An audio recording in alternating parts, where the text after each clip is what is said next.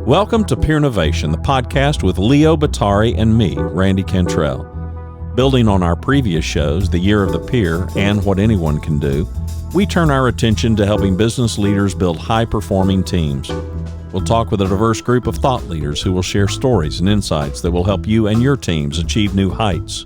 If you believe there is strength in numbers and that meeting the challenges of the future can only be achieved if we do it together, then join us for the conversation.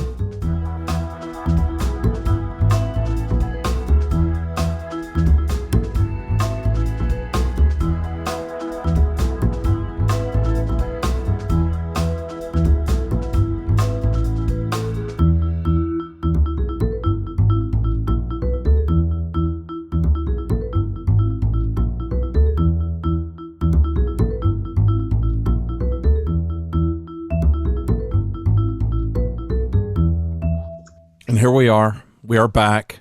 We haven't gone anywhere. We haven't been hiding. We're selling it as a return from summer break, but that's a little bit disingenuous because we've both been, as we say here in Texas, we've both been busy as a one-arm paper hanger, but have taken a little bit of a break to boot. So how have you been? I know you've been back in an airplane and back in hotels, which I know you kind of enjoy. It's been really good. Last week I did 4 Vistage Group meetings, which was pretty amazing. And and I've been doing a mix of in-person and virtual events. Had some fun, webinars that I've done recently, and preparing for some other speaking gigs coming up. I've got that 5-part series that I've been doing with Quest, which is such a terrific company basically out of Florida. In fact, they just redid their logo. So it's kind of fun to see just the evolution of that company. There's a piece in their newsletter, which is this wonderful newsletter they do. And it shows kind of the evolution of the brand and the logo and all of that. And it's very cool and really just incredible, company. And I've done, it's a 5-part, basically kind of a leadership development series. And the 4th installment, will basically be on leadership specifically, how, all of us can be leaders, as we know, whether we're the leader of the team, whether we're a leader in the team, and to just maybe take a little of the, bigness away from leadership in some levels, right. And we can all own it, in a way, and it'll be fun to work with them and talk about that. I'm sure. What's the backstory on that initiative with that company in particular? It was actually tell us, those of us like me that aren't all that familiar with them, what's their backstory? So they're basically an agency that provides incredible advertising and communication services, largely in the transportation industry. And I was introduced to them through a woman who used to work with me years ago at the William Cook Agency, interestingly enough, when I headed up the public relations subsidiary there. And she's wonderful. And it just happened that she knew the CEO. They were looking for somebody, and Stephanie just happened to think, and she knew what I was doing now, and said, "Hey, let me connect you guys and see what you got." And so Charlene, who's the CEO, and I got on the phone, and she talked to me a little bit about what she wanted.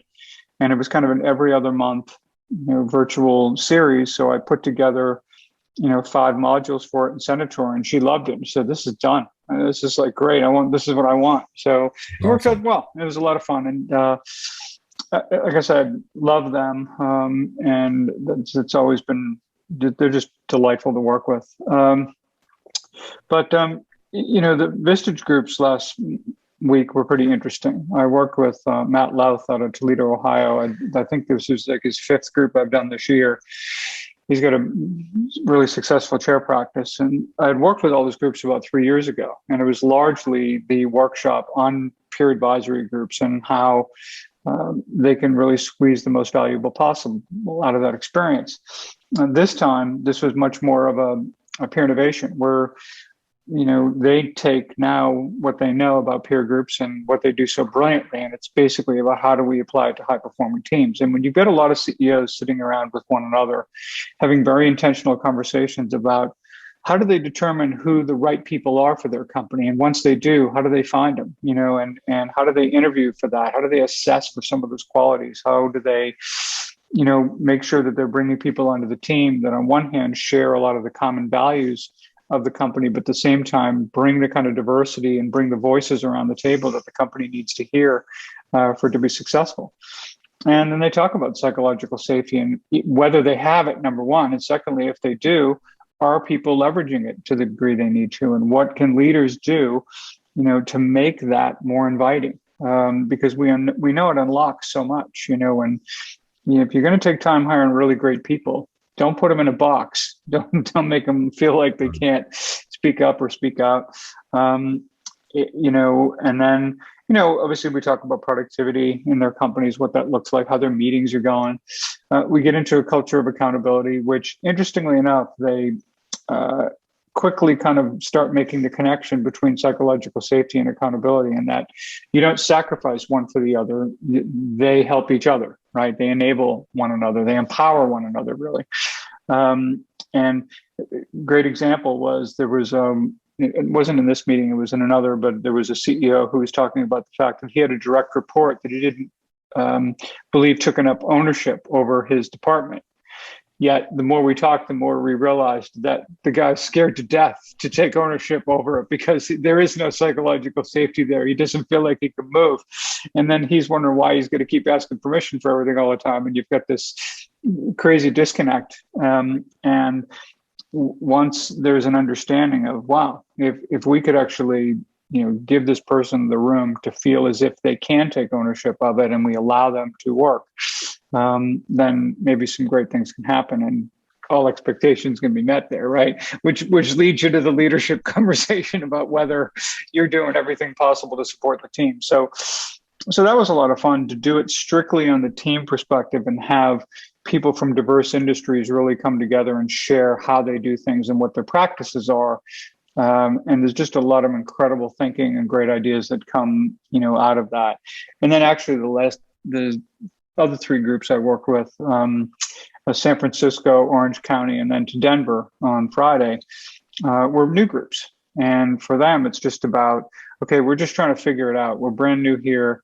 We think we know what we joined. We have a pretty good idea of it. But then the more you dig deeper, the more they have no idea. But that's good. And they find out they had no idea in the best possible light. They didn't realize how unbelievably powerful this experience could be, even beyond what they were already sold on, which is why they joined it to begin with, or why they were invited to join it to begin with. So, yeah, so I've been staying busy with a lot of that. I took a bit of a break I went 2 or 3 weeks without writing a piece for CEO World too.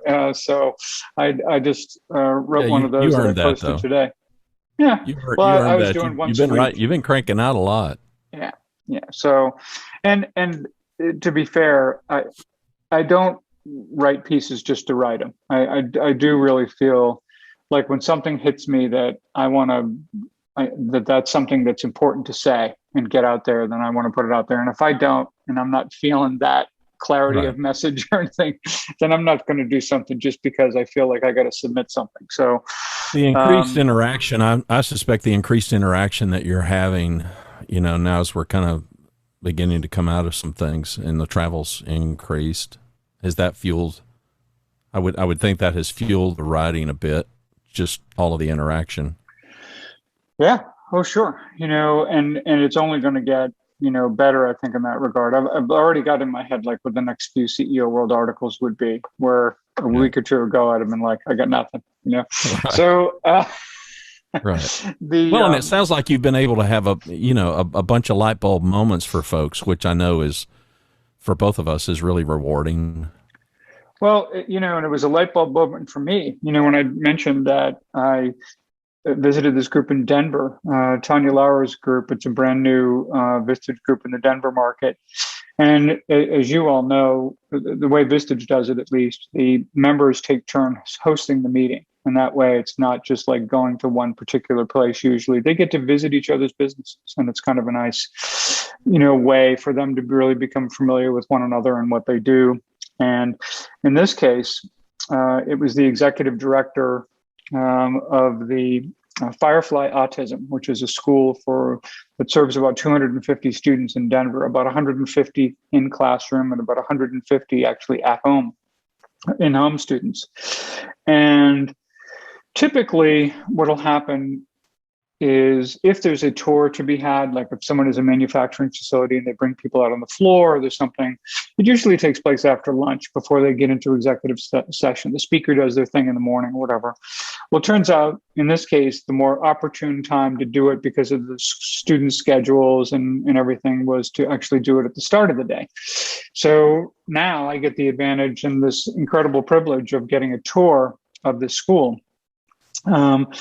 And it actually touched a lot of things for me because in the late 1990s, I did a lot of work with a school. Basically, it was called AMAC, and it was the autism for in the metro area. It was Manhattan at the time, but it was for autistic children. And it was run by a woman named Frederica Blauston, who I'd actually lost touch with. Unfortunately, I heard that she died back in 2013. She was a magnificent woman who was just so committed and so dedicated. And I remember doing some kind of pro bono work there. And I spent a lot of time observing classrooms and the teachers and all. And I've never been so impressed by anything in my life as I watched those teachers work with those students, and the level of patience was off the charts. I mean, it redefined the word for me when you watch what they do for the most incremental, progress and advances. And so it was interesting because it was kind of a flood of that back all over again when I'm getting this tour and I get a sense, and all of those memories and all those things are starting to come up. And once again, when you go into what I think was a world-class facility and world-class school, I should really say, with teachers who really care and with a whole staff that is all in it in terms of what their purpose is and the behaviors that they underscore and how they go about doing what they do. It was just remarkable. And I just left there thinking, okay, I might go into any given situation and think, here's what I hope to get out of this today. Here I get this tour that I never expected to be on, and I leave with these riches of not just learnings, but great reminders. And so, yeah, I put it in a CEO World article today. And what prompted it in many respects was there was an office we went into that basically everybody goes through. And it was this, there was a thing on the wall, and it was called Choose to Be. And there were these 8 behaviors, basically, that, are described in the article. Choose to be kind, choose to be generous, choose to be courageous. But you looked at them, and then you looked at the little descriptions of them, and you think, okay, well, you get their purpose statement, you get their vision, you see the behaviors they want to use, want to make sure that they not only just read and memorize, but that they live these things every day, which helps them fulfill, that purpose and that vision and do it in a way with just real elegance and class and commitment. And I'm thinking, how many companies really have it going on the way this school really does right here? And it was fun just to be able to bring some of those issues up and, again, see how they work with each individual student in a way where they know the individual student and their families to a level of depth that is off the charts compared to how most of us know our employees, right? Which, is sad, but not nearly anything like that. Now, granted, I understand the situation is different, but it still speaks to the idea of learning and understanding a whole person, not just getting to know them as a coworker or for a slice of their life so that we can make judgments about them and all kinds of other ways. So, again, I hope people read the piece. I'm sure we'll include it in the show notes because I really wanted to write it because I wanted people to try to know what it felt like when I was sitting there and I got to see what I saw there and the palpable, I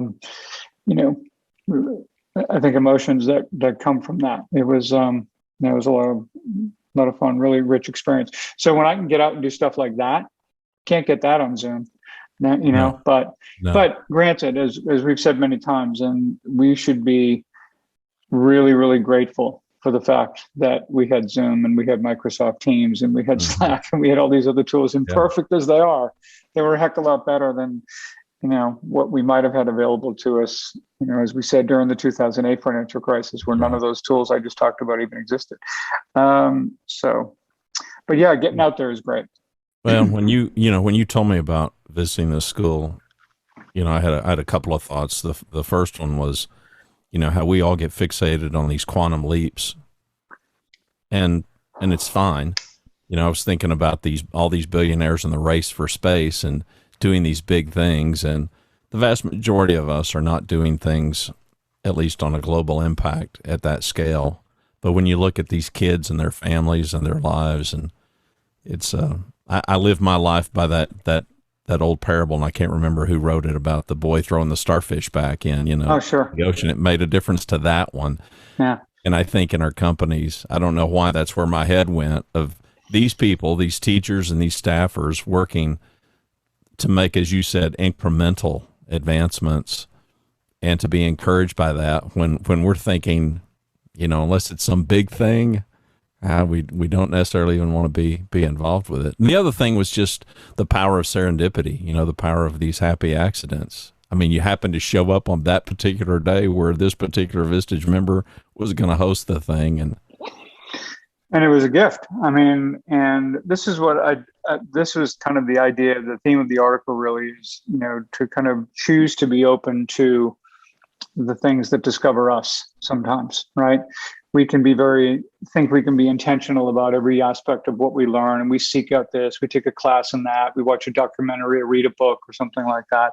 And then all of a sudden you find yourself in a situation, and if you allow what's going around you just to go right over your head because you just weren't paying attention and seeing the relevance to your own life and to those around you, so I think the more that we can just be really aware and really attuned to those things, the better. And like I said, what a gift I got that day. And, it's been great. Of course, the other piece of big news, and I put it out on LinkedIn today because I talked with Chris, in China last night, that we released the book cover design for Peer Innovation. And its launch in China. And I think we're talking really not only just about the launch of the book, but the launch of peer innovation as a practice that we hope certainly to bring to that country, as well as what we're doing in the US. So my feeling too is for US companies, or for companies anywhere that haven't adopted peer innovation yet, you might think about it, because I think we're extending the reach, and we're extending the reach on it because it works and it makes sense. And when you have human beings treating each other like human beings and actually having intentional conversations that can help them align with their purpose and remind themselves about why they are, where they are, and how it really kind of can serve as everybody's North Star for everything. It's great stuff. I mean, and obviously we believe in it and enjoy it. And so, any early insights in the cultural difference in a country like that versus our own?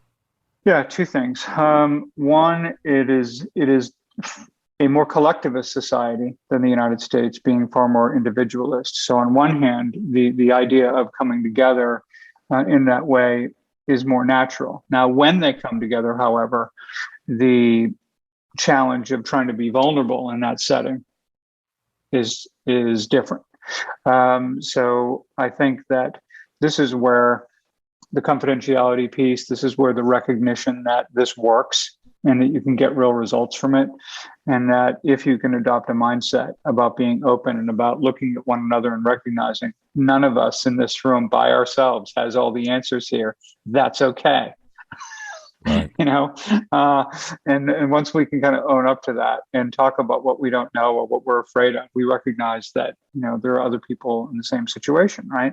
We know that these groups are based largely on the fact that the people who are in the group share a common challenge of some sort, right?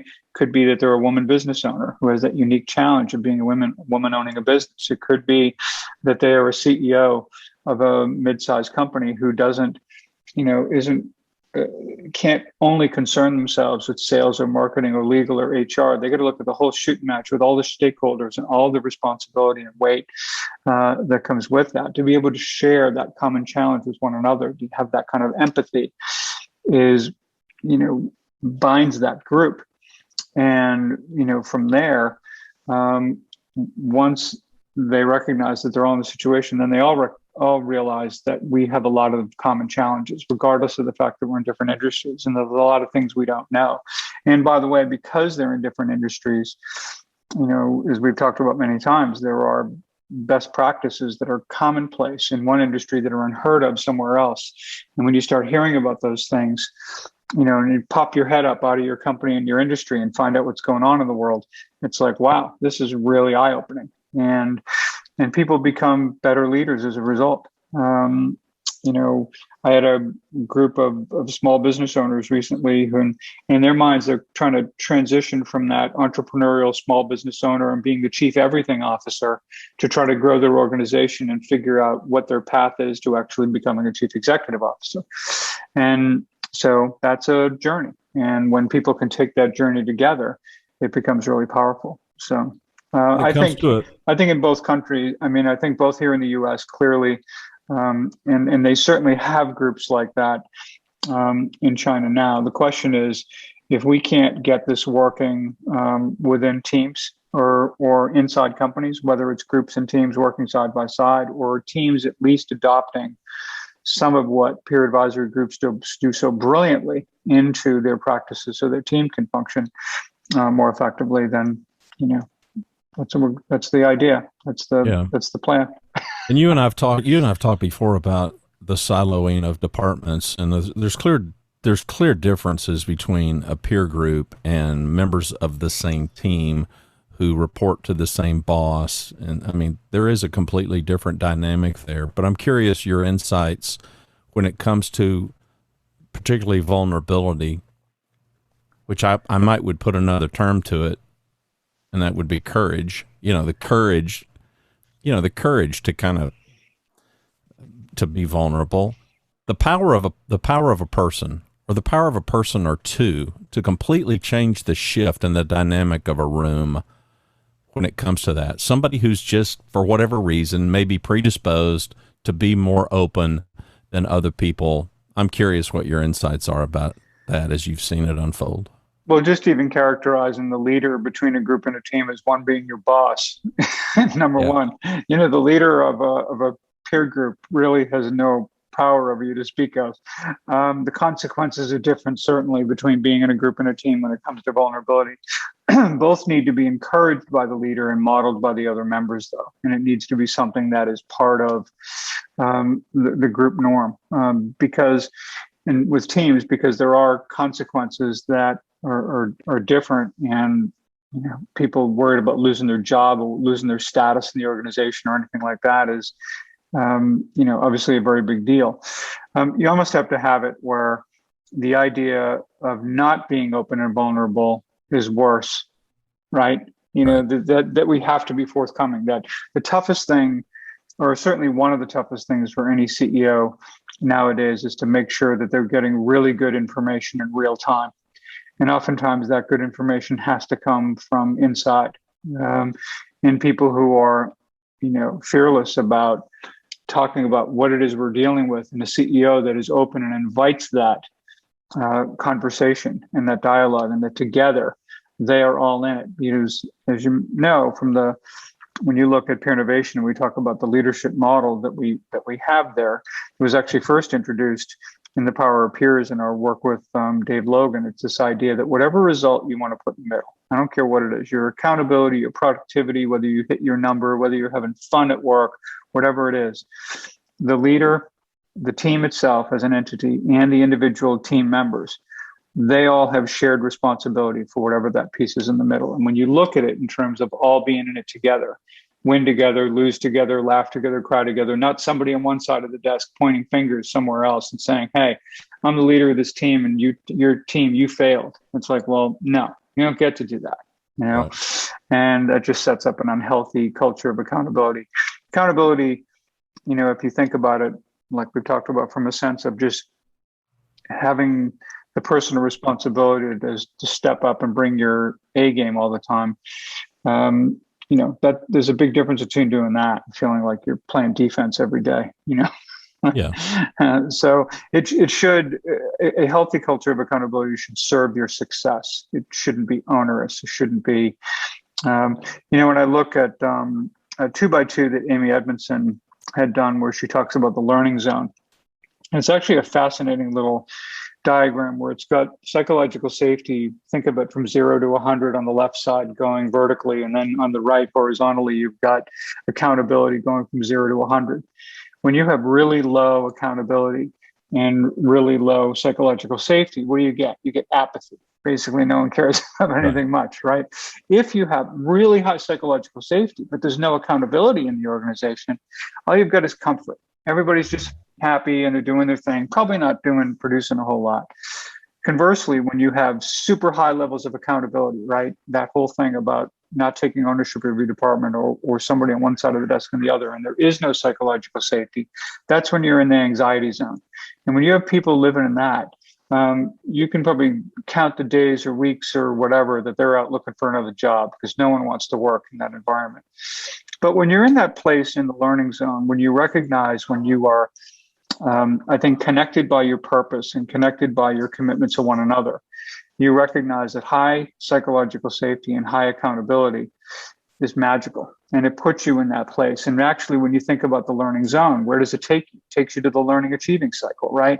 Where we're always learning, sharing, applying, achieving. We're always growing. We're always getting better every single day. Those are the teams that do well. There's very high accountability, but there's very high psychological safety too. And people know why they're there. And it doesn't become personal, and it doesn't become, any of that. It becomes about the work, and it becomes about whatever it is you're all there to do together, and to know that there's no way you can achieve your potential in terms of level of excellence of what you can do without doing it together. And it's interesting to me that the leadership that emerges from among the team, and not the so-called leader or the boss, with a bunch of people that may sit around and they may be a decently performing team, but when it comes to trying to really take the next step, a bunch of people, staring at their paper or staring at their shoes, and it takes one person, right? This one bold, courageous person who, it may appear they throw caution to the wind and they just kind of crack the thing and begin to ask the seemingly dumb, curious question, or to reveal a bit of themselves more. And it's kind of fascinating to watch that unfold as it just kind of spreads among the group, if they'll tack onto that. Well, you described it as a real act of courage, which I totally agree with. But I also would suggest is that it's also a real act of generosity as well. When we are open, when we're vulnerable, when we're willing to share, what we do. I wish I could remember that poster from despair.com where it talks about how some people's lives serve as a warning to others, Yeah. So it's this idea of at least being okay and saying, you know what, here's a mistake I made. It's going to make me look stupid at this moment, but I'm about to keep the 10 other people in this meeting, away from doing that. That's a generous act. I think it's, Well, and, and the way that we view one another, I'm always, I'm not so fascinated. It's just, but I really enjoy seeing it. I really enjoy seeing people connect in ways before, people that have worked together for a long, long time, and yet they don't have a clue about each other. And you can put them in a room, like we're describing, to really try to elevate the whole performance of the team. And it's kind of remarkable how the more connected that they get, the power that kind of fosters. So when you mentioned about COVID before, and so two things. On one hand, we've talked about this many times. I'm not even going to get into it too much, but we know that COVID in so many ways brought us closer together, right? Because we started seeing and paying attention to one another as full human beings more than just employees going to a central workplace. But to your point earlier, it also actually, in most cases, made the silos worse. Our lens into the landscape of what was going on in the rest of the company typically did not improve. Let's put it that way.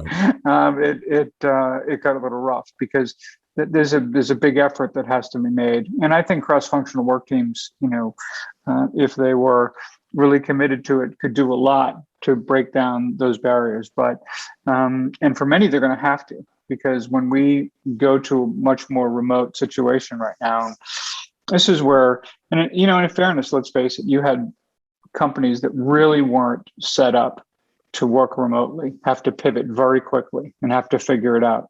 And over time, they realize, of course, well, we can't, our mindset and our processes and our thinking can't be the same as how we were in the office. It's kind of, we've got to rebuild this thing a little bit with some different core, foundational pieces here, right? And so that transition is happening a lot right now. I think companies having to figure out how we go about this. If we're going to stay remote, or if we're going to stay in a situation where most of us will be remote, or maybe there's some of the hybrid going on. What does that look like for us really? And I think one of the big challenges there is going to be making sure, and maybe it's not only a challenge that yes, it'll be difficult to meet, but maybe because it's difficult, because people recognize that it could be worse of a problem than it's ever been, we may actually improve the situation, right? Much like I hope we continue to get to know one another and consider the whole person as we're working with our fellow employees. And maybe if we change some of the way we think about and try to provide access and a lens into what's going on in the entire company, that we won't be so siloed anymore. And I think that'd be a big improvement. Yeah, agreed.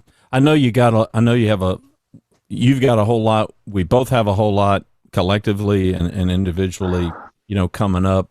I know that you and I are both optimistic about life moving forward, particularly the second half of the year. But, before we kind of dive into maybe the specific teasers that you want to leave, talk a little bit about your optimism moving forward and why.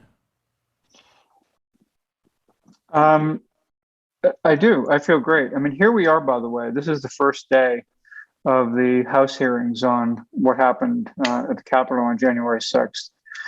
And the incredible division, just even around that hearing, let alone everything that led up to it and everything that we're kind of dealing with in this country and how divisive it is. And yet, constantly, I'm reminded about how unbelievably good and generous and amazing that people are, and how they do rally for one another, and how there is an incredible commitment to our friends and neighbors and family members. And I think because of that, I just think that is going to, overpower, divisiveness. I do. And we're not so different. No, we're just not.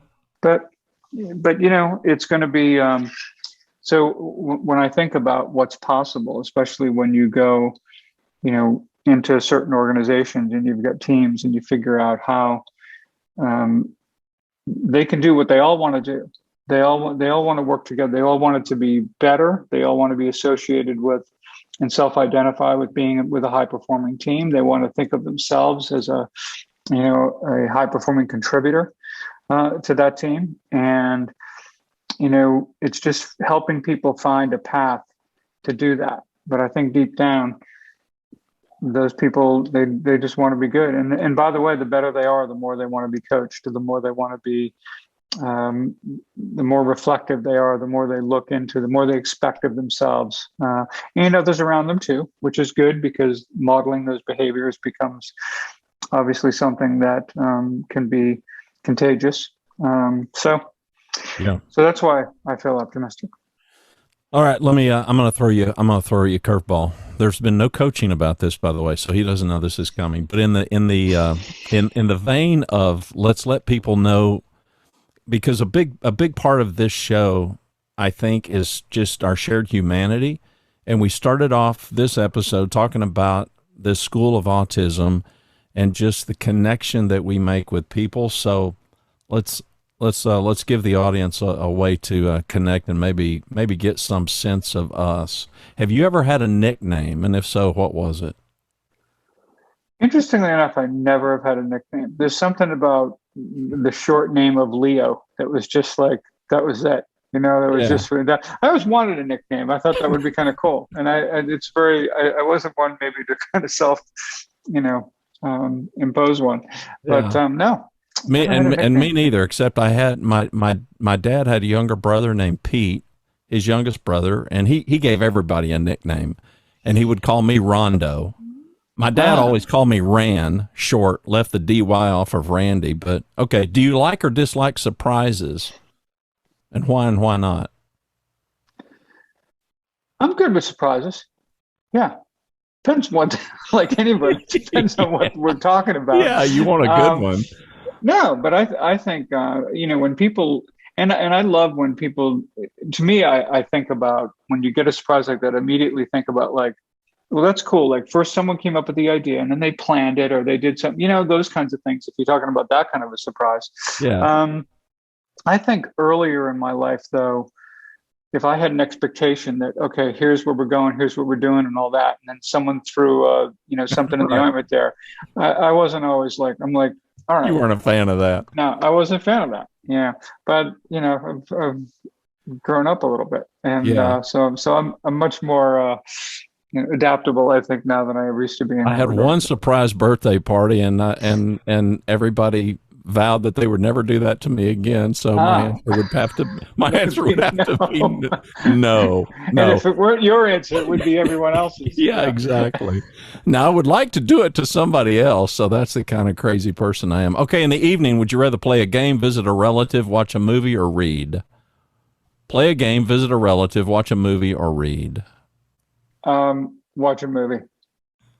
Yeah. I'm not one who reads at night. Visiting a relative, sure. I suppose every once in a while that'd be all right. Exactly. Probably be into the movie. Okay, and, so and speaking what was the other one though? There was play a game, visit a relative, watch a movie. That would be last on my list. You're a man after my own heart. Oh. Yeah, see, I'm so not the game player. People break the board games out, or the dominoes, or the cards, and I'm out. I want to run out the door when I see people do that. They do. go, let's play this game, and I'm like, let's not. Let's really just like. Yeah. Well, I'm right there with you. I should be more open to play. When I talk to Francis Scholl, his great work around play, or Jeff Harry, right, who we had on the show. Yeah, of course. I get the benefit of it, and I, for other people, no, it's right. No, actually, it's great. It's just that, and there are times where when I get dragged into it after the experience, it's like, well, it was all right. It wasn't exactly. It wasn't a sharp stick in the eye after all. Right. But yeah, not my thing. No, mine either. Okay, last one. Would you rather vacation in Hawaii or Alaska, and why? Oh, Hawaii all day long. I don't. Yeah. I'm with you. Yeah, I don't even think it needs explanation. Yeah, it doesn't for me. I don't like being cold. No. So that's my deal. Yeah. All right. Well, tell us what's coming up. Tell us whatever you want to tell us. Tease us about the future. Very much of a focus on the book launch in China, which will be soon. We'll be ready to give that a date very soon. And when we do give the date, it'll be pretty far. Like, it's not going to be like, we'll give the date and it's going to be 3 months after. It's going to be like days within. It's like one of those deals, as it turns out. And you're still planning on a trip. But we'll be ready there, to announce that soon. We haven't really, I know things are kind of volatile right now. So, with and COVID and also, and everything. Yeah. And also part of what you want to do with that is you really want to, so let's say, in my mind, that's something I would want to do at least kind of like a 10-day trip.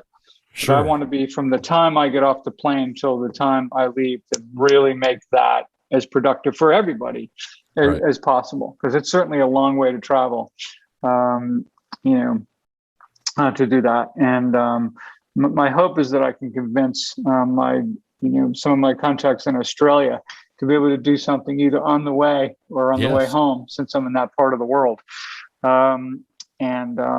Certainly looking at doing that, but yeah, no, it's going to be a pretty big focus right now. I'm obviously, very focused also on just, continuing to evolve the content. Again, I learn things all the time. I'm trying to bring new aspects, of it. I'm completing a peer innovation scorecard for groups and teams that I think could be really helpful, so that these things become a part of what you do and how you do things and what you pay attention to, so that you can keep raising that standard.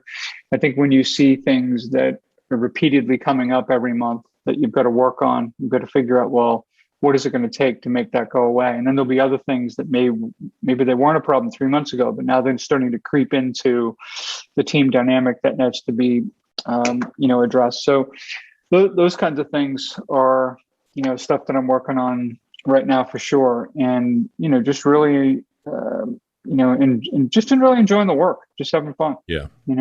Well, and the opportunity for us to impact teams, internal teams with larger enterprises and even mid-size enterprises is, Leo and I both see a tremendous opportunity there. So if you're listening to this podcast and maybe you got started out because you were curious about this whole power of peers and the dynamic of a peer group, yeah, I would encourage you to make some application, internalize that, and think about your team. Think about these groups of people. I'm doing a lot of work with city government and these departments, and some of these departments have a lot of people. Think of fire and police, and others, less so. In some cases, an HR department or a Parks and Rec. But as I work with these people and their teams, the application of these principles for people like that and people in the private sector in for-profit business, we need more people to connect those dots. I'll tell you, too, just to offer this, and I'm sure you have seen this. I certainly have seen it, whether it's in local government or Washington or whatever, that, I think government or people who work in government or, in whatever position don't ever get the credit for how unbelievably dedicated and committed these people are to the work they do. And, everyone can complain about government. At the same time, they don't always equate all the innumerable services that government provides that we take for granted and are delivered to us without a hitch, and recognize, oh yeah, maybe government is responsible for that. And maybe they can do that, and they can't do it not only well, but maybe better, and so I'm sure you meet people all the time that just kind of knock you out with how just committed and dedicated they are to their work, dedicated to their communities, and making sure that, people are served really, really well. And the whole population is that way, because in the private sector, you can make way more money. Here in Texas, local city government, and again, to be really clear, we are not talking about elected officials. We are talking about professional workers who are hired by the elected officials, who in this case happen to be city council, and are held accountable by the council. They are there to do the bidding of the council, which would be your elected officials. And, like I hear it every week. Citizens want to turn the faucet on and have clean water come out, and they want to drive their cars on roads that don't have potholes. And we can take both of those big time for granted. Oh, they absolutely, I would say to a person, they have a spirit of service, because they could go in the private sector and they could make way more money. Right. So there's that. But we want our audience, your company, your organization, if there are two or more of you, there's application to these principles. There just are, because it's largely, it's human dynamics. The website is peernovation.co. You can also go to leobottary.com. That's leobottary.com. I'm going to give you the last word, Leo. Yeah, just thanks for listening. Thanks for our listening to our spring break episode of Peer Innovation, and not just for anything, but I really do want to extend the reach of the experience I had at Firefly Autism, and I hope you will go to the show notes and see the CEO World article there, and probably take 5 minutes, to go through it, and then think about how it equates with a story in your life where you became acquainted with something, where something discovered you in that way, and hope you enjoy it. So until next week, and we will be back with you next week. We'll see you soon.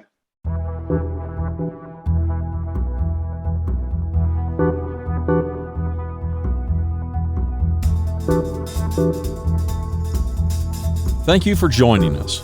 To subscribe to the podcast and learn more about how you can engage Peernovation for your organization, contact us on the website at peernovation.co. Until next week, remember, the power of we begins with you.